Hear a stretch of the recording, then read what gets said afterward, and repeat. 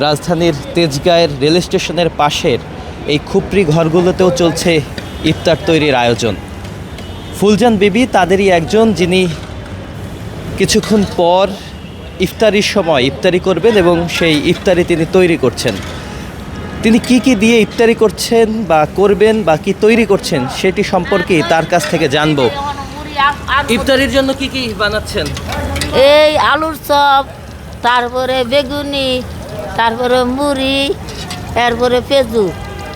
এগুলো কি কিনে আনেন না এখানে বসে? আর টমেটো না কিনে আনতে হয়। এখানে কি বানাচ্ছেন?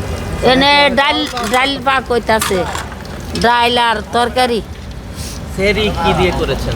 সেহরি করমু, দোকান থেকে কিনে আনমু। সেহরি দোকান থেকে কিনে আনবেন? ও ইয়ার সেগারির মনে করেন যে ডাল আনতে যে আবার মনে করেন তরকারি আছে, মাছের তরকারি কদ্দুর আছে, মাছের তরকারি দিয়ে তারপরে খাবো। মাছের তরকারি দিয়ে এমনি মোটামুটি সেহরি ইফতারি কি দিয়ে করেন সবসময়? সবসময় মনে করেন ওই যে একটু ইয়ানি পেঁজু আনি, বুট খাইতে পারি না, পেটে ব্যথা করে লেগে একটু পেঁজু আর একটু মুড়ি আর একটু আলুর চপ আর কদুর আলুর চপ আর পেঁজু আর মুড়িও আর আলুর চপ আর বেগুনি।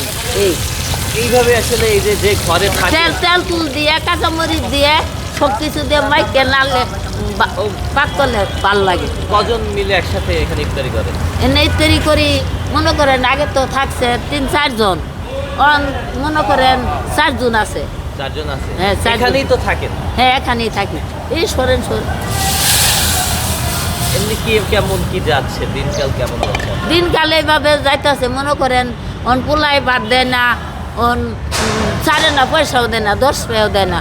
অন মনে করেন আমি অন ঢিকে করে খাই। যার মায়া লাগে সে 2-4 আনা দেয়, যার মায়া না লাগে তা দেয় না। কেউ 2 টাকা দেয়, কেউ 1 টাকা দেয়, কেউ দেই না, মাফ করে যায়। এমন করে ঢিকে করে খায়। নতুন রিন গভীর থেকে পরিষ্কার করে কাপড়কে রাখে নতুনের মতো উজ্জ্বল। নতুন রিন অ্যাডভান্সড পাউডার।